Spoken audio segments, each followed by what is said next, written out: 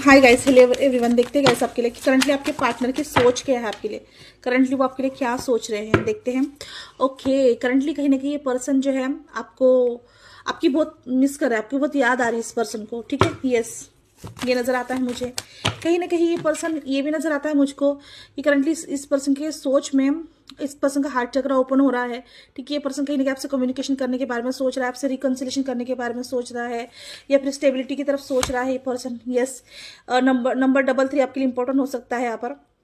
इसका परसेप्शन काफी हद तक यहाँ पर चेंज हुआ है आपके लिए। यस, ये अगर ये पर्सन इगोस्टिक था, आपसे झगड़ा किया, लेस कांटेक्ट है, नो कांटेक्ट है, तो कहीं ना कहीं इनके सोच में कहीं ना कहीं काफी हद तक जो है चेंजेस आ रहे हैं, और ये आपकी तरफ ना डिसीजन लेने के लिए तैयार है, या फिर ये आपके लिए जो है एक्शन लेना चाहते हैं। ठीक है, ये इनकी करंट सोच में आपके लिए कमिटमेंट है, मैरिज है, लॉन्ग टर्म रिलेशनशिप है और एक्शन भी है। ठीक है, ये पर्सन कभी भी आपके लिए स्टैंड ले सकते हैं।